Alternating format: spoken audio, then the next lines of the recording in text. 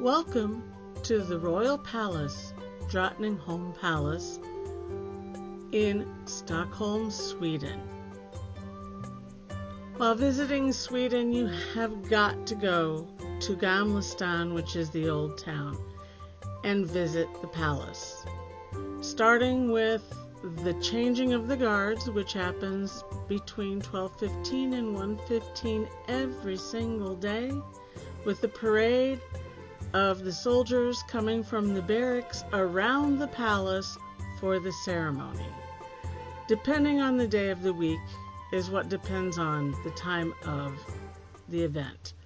It is a little bit later on the weekends, I guess, to give the tourists a chance to sleep in. The changing of the guards is probably the only free thing you get to see at the palace. If you've never seen a changing of the guards, which I hadn't, so I was absolutely fascinated.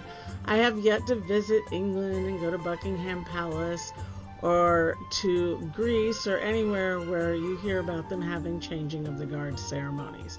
So I was pretty excited to come and see this one. Now, Sweden's current king, Carl XVI Gustav, has been king since 1973. He and his family still officially reside at the palace, and this is where you will have state events.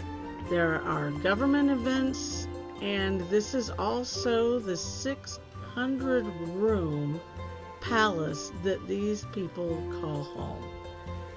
Quite a residence. I don't know, I'd have to have a map to live there. I have no idea how they get around and they don't get lost. Now, in order to visit the rest of the bits that you can visit at the palace, it's going to cost you around $25 American.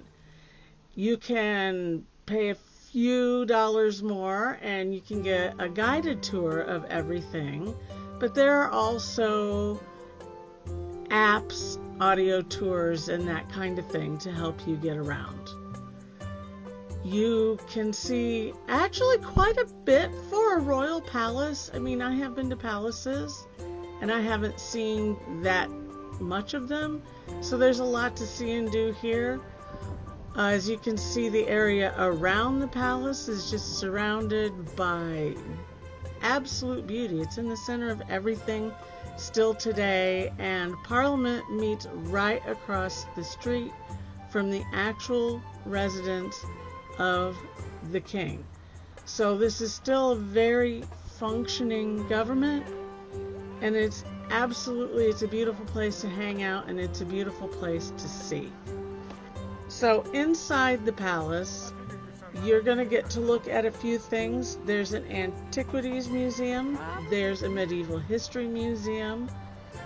There is the treasury museum. There is the church, and there are the state apartments. The first thing that you see is called the Three Crowns. This is the medieval history museum. Sweden has been around a long time. It's been in wars with Prussia, other countries in Northern Europe. Vikings were here at one point. Russia was a huge, huge foe at one point in history. And Sweden has made it through all of it to come out a sovereign country on the other side of everything.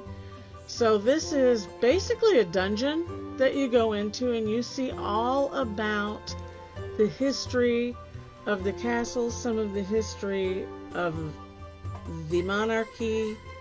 It's really very interesting. And they will also show you what this palace looked like before 1697.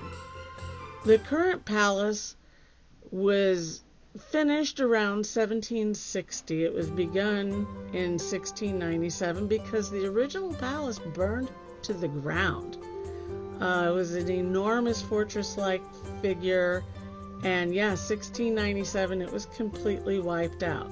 So what you have in this dungeon museum, which is a really interesting place, is a lot of the history leading up to 1697. And then At the end of all of this, all of the prehistoric almost items that you see in everything, once you're done looking at all of these displays, which are absolutely fascinating for history buffs, you exit into the museum store. There are 2 or 3 of these on the grounds, but this one here I found was the best place to purchase your items. They just had everything. The others were smaller, had a little of this, a little of that. This one had absolutely everything. My favorite place to visit was the Treasury Museum, and you get to go right inside the vault, folks. You get to see the royal family jewels. There are crowns, there are scepters, there are knives and swords, there are all kinds of medallions that you can see here. Everything is gilded, everything is covered in gems. It's absolutely outstanding. And then from there we went upstairs into the church. This is where events still happen today, to be fair. Now, this is not the church where the royals are laid to rest. That's the Ritterholmen Church on the other side of the palace complex. This is where you have services, holidays, weddings. And there was the Antiquities Museum, there was the state apartments that we went to see. A lot of these you couldn't really film in, they were just too crowded. So it was a great, great place to visit.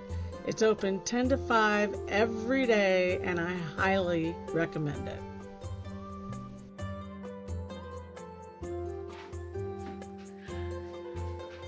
I'm Terry. I'm 60 and I'm not done yet. So join me for more adventures for anyone next time, and like and subscribe if you want to learn how to do great things no matter how old you are.